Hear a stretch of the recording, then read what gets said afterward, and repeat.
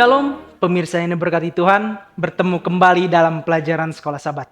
Sebelum kita memulai pelajaran Sekolah Sabat kita, mari kita berdoa.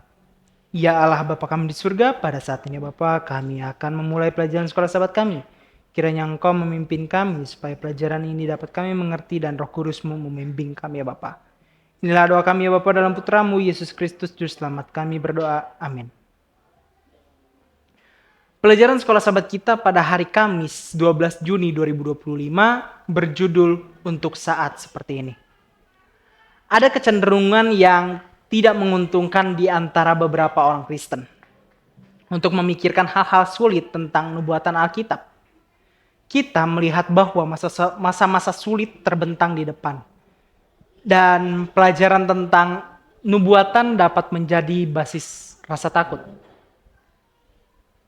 Berfokus pada kesulitan gantinya resolusi yang dijanjikan untuk cerita tersebut, meskipun Tuhan tidak menutupi masa depan, dan Dia jujur tentang peristiwa-peristiwa yang akan terjadi antara sekarang dan berakhirnya pertentangan besar, penting untuk selalu membaca ceritanya sampai akhir.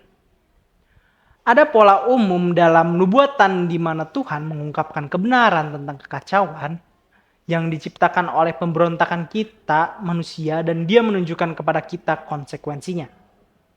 Tetapi kemudian Dia selalu mengulurkan harapan. Beberapa orang telah melihat ramalan krisis terakhir, masa kesusahan Yakub dengan ketakutan dan gemetar. Tidak diragukan lagi, saat-saat terakhir tidak akan mudah bagi umat Tuhan. Tetapi sama seperti ramalan masa-masa sulit itu dapat diandalkan, demikian pula dengan janji pembebasan. Dalam Wahyu 12, iblis mengejar mempelai Kristus dengan balas dendam yang penuh kebencian. Tetapi Tuhan turun tangan untuk menyelamatkannya. Kisah Ester juga memiliki seorang ratu cantik yang memainkan peran sentral dalam drama tersebut. Dan Tuhan menggunakannya dengan penuh kuasa untuk menyelamatkan umatnya. Bacalah Ester 4 ayat 13 dan 14, dan Ester 5 ayat 1-3, dan Ester 9 ayat 20-28. Ester 4 ayat 13 dan 14, maka Mordekai menyuruh menyampaikan jawab ini kepada Ester. Jangan kira karena engkau di dalam istana raja, hanya engkau yang akan terluput dari antara semua orang Yahudi. Sebab sekalipun engkau pada saat ini berdiam diri saja, bagi orang Yahudi akan timbul juga pertolongan dan kelepasan dari pihak lain. Dan engkau dengan kaum keluargamu akan binasa. Siapa tahu, mungkin justru untuk saat yang seperti ini engkau beroleh kedudukan sebagai ratu. Dalam Ester 5 ayat 1-3, pada hari yang ketiga Ester mengenakan pakaian ratu. Lalu berdirilah ia di pelataran dalam istana raja, tepat di depan istana raja. Raja bersemayam di atas tahta kerajaan di dalam istana, berhadapan dengan pintu istana itu. Ketika raja melihat Ester, sang ratu, berdiri di pelataran, berkenanlah raja kepadanya. Sehingga raja mengulurkan tongkat emas yang di tangannya ke arah Ester. Lalu mendekatlah Ester dan menyentuh ujung tongkat itu. Tanya raja kepadanya, "Apa maksudmu, hai Ratu Ester, dan apa keinginanmu? Sampai setengah kerajaan sekalipun akan diberikan kepadamu." Dalam Ester 9 ayat 20-28, maka Mordekai menuliskan peristiwa itu. Lalu mengirimkan surat-surat kepada semua orang Yahudi di seluruh daerah Raja Ahasveros, baik yang dekat, baik yang jauh. Untuk mewajibkan mereka supaya tiap-tiap tahun merayakan hari yang ke-14 dan yang ke-15 bulan Adar. Karena pada hari-hari itulah orang Yahudi mendapat keamanan terhadap musuhnya. Dan dalam bulan itulah duka cita mereka berubah menjadi sukacita. Dan hari perkabungan menjadi hari gembira, dan supaya menjadikan hari-hari itu hari perjamuan dan sukacita.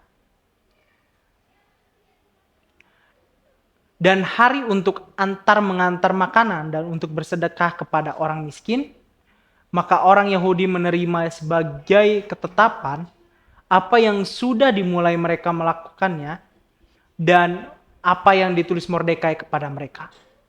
Sesungguhnya Haman bin Hamedata, orang Agag, seteru semua orang Yahudi itu, telah merancangkan hendak membinasakan orang Yahudi. Dan dia pun telah membuang Pur, yakni Undi, untuk menghancurkan dan membinasakan mereka. Akan tetapi, ketika hal itu disampaikan ke hadapan raja, maka dititahkannya lah dengan surat, supaya rancangan jahat yang dibuat Haman terhadap orang Yahudi itu dibalikan ke atas kepalanya. Maka Haman beserta anak-anaknya disulahkan pada tiang. Oleh sebab itulah hari-hari itu disebut Purim, menurut kata Pur. Oleh sebab itu jugalah, yakni karena seluruh isi surat itu, dan karena apa yang dilihat mereka mengenai hal itu dan apa yang dialami mereka. Orang Yahudi menerima sebagai kewajiban dan sebagai ketetapan bagi dirinya sendiri, dan keturunannya, dan bagi sekalian orang yang akan bergabung dengan mereka, bahwa mereka tidak akan melampaui merayakan kedua hari itu tiap-tiap tahun, menurut yang dituliskan tentang itu dan pada waktu yang ditentukan. Dan bahwa hari-hari itu akan diperingati dan dirayakan di dalam tiap-tiap angkatan, di dalam tiap-tiap kaum, di tiap-tiap daerah, dan di tiap-tiap kota, sehingga hari-hari Purim itu tidak akan lenyap dari tengah-tengah orang Yahudi. Dan peringatannya tidak akan berakhir dari antara keturunan mereka. Pelajaran apakah yang dapat kita petik dari perikop-perikop ini?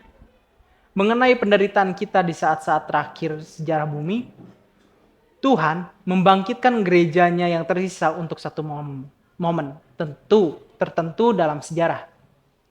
Saat 1260 hari abad ke-8 berakhir, Tuhan membawa mempelai wanita keluar dari persembunyiannya. Bandingkan dengan Wahyu 12 ayat 14. Untuk membawa pekabaran terakhirnya akan belas kasihan kepada dunia, pekabaran 3 malaikat. Kita di sini untuk saat yang seperti ini dalam Ester 4 ayat 14, Ester mendapati bahwa dia tidak sendirian menghadapi penganiayaan yang dilancarkan terhadap rakyatnya oleh Haman. Dia mendapat bantuan dari raja dan rakyatnya, akhirnya dibebaskan.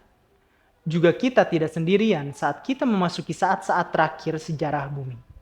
Sang raja ada di pihak kita dan umat Tuhan akan dibebaskan juga. Segala sesuatunya berjalan dengan baik setidaknya dalam cerita ini bagi umat Tuhan. Namun, itu tidak selalu terjadi seperti itu, bukan? Lalu, mengapa kita harus selalu mengambil pandangan jangka panjang tentang berbagai hal untuk mempertahankan harapan yang kita miliki di dalam Kristus? Tuhan memberkati. Mari kita bersatu dalam doa. Ya Allah Bapa kami di surga, pada saatnya Bapa kami sudah selesai mendengarkan pelajaran sekolah Sabat-Mu. Kiranya pelajaran ini dapat membimbing kami supaya kami mengerti akan janji-janji-Mu ya Bapa, dan semua janji yang telah Kau berikan supaya kami dapat hidup dengan baik ya Bapa. Dan kiranya Roh Kudus selalu membimbing kami ya Bapa dalam aktivitas kami ya Bapa. Dalam Putra-Mu Yesus Kristus selamat. Kami berdoa. Amin.